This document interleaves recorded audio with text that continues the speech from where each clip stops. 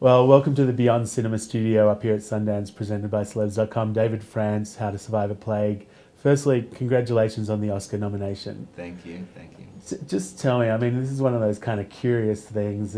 Everyone kind of wants to know that feeling. Where were you and who told you? Well, I was on my couch in my bathrobe, Yeah.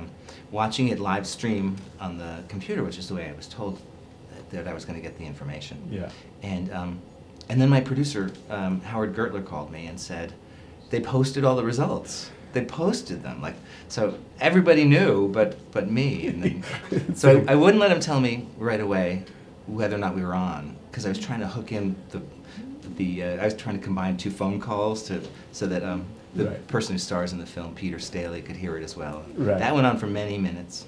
And finally I said, just tell me so I can tell him. So That's a perfect intro for Peter. I mean, he was like a 20-something-year-old kid at the time this all took place. Right. What is he? How long ago did you meet him, and how much does he mean to you now, having gone through this experience with him? Well, I knew Peter and a number of these other folks who were in the film back then when they were doing what they were doing. Okay. And in fact, I'm in the film kind of in the background. Before making this film, I was a print journalist, so I was reporting on what they were doing. Yeah. And but I didn't know anybody well. I knew what they did, and I knew how to reach them for a quote. But it's only since the film has come out that I've become friendly with Peter. He came with me last year to Sundance, and we did the circuit around the country and then around the globe together this past year. So he's been having just the time of his life. I mean, you mentioned this kind of time in New York. It was a very specific moment when the kind of AIDS and HIV epidemic was really rife. And this group, ACT UP, I mean, mid-'80s, early '90s, it's hard to believe that it was that long ago, 25 years. Right.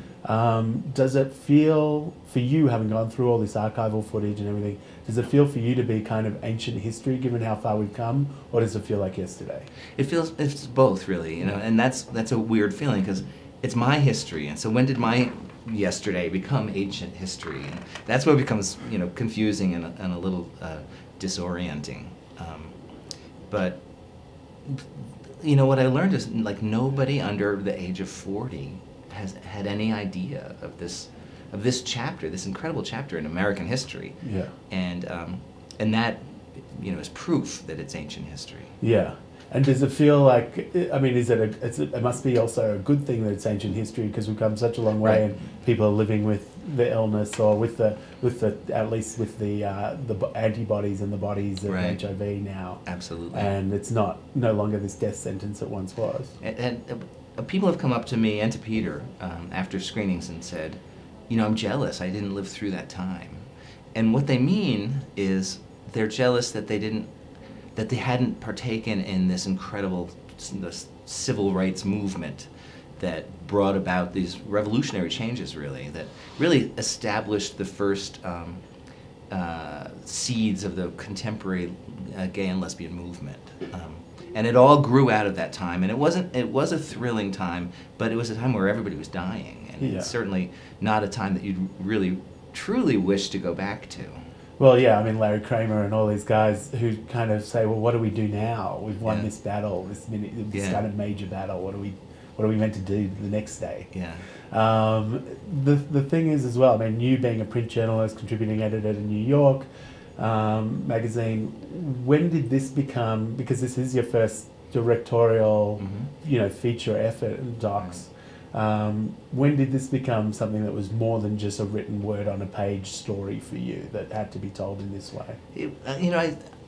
I was thinking of writing it, and I'm working on a writing project still, but when I went back to look at that old footage that was shot by activists and artists and people with AIDS and the family of people with AIDS, and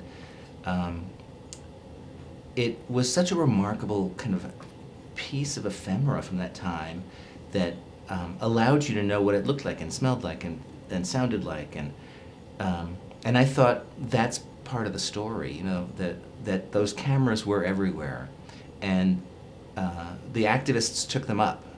It was the early days of video cameras, Yeah. They were only introduced in 1982, again, probably ancient history to most people. Yeah. But by 1987, when the film opens up, the activists were using them as tools of their activism, and they give this incredible view behind the curtain of what was going on then. So I thought it's got to be a film.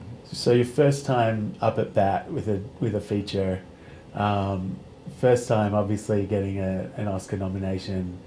Does this mean you're hooked? Is this your media? Is this your medium from now on? Are you now already in the throes of doing your next doc or feature narrative? Well, I would never leave books and journalism, not entirely, but yeah, I'm hooked.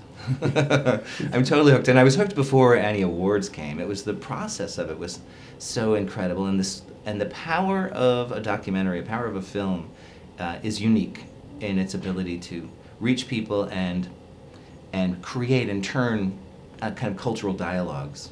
And I think we've seen that over the last year. AIDS has become an issue again. AIDS has become an issue not just for celebrating what happened back then and the people who were so heroic that they were able to manage to find these drugs that made it possible to survive, but also what's happening today and how do you get those drugs to people. And all of that conversation is, I believe, in part fueled by How to Survive a Plague and the attention that the film has been getting. Right, even though it's a New York story and it seems like there's a New York solution to it Right. During this film, the fact is that millions of people are still dying every year. Yeah, unfortunately, the majority of people with HIV still die in the same way that Americans were dying way back then. And the pills only make it possible to survive. They don't guarantee survival, and they don't guarantee that people get access to them.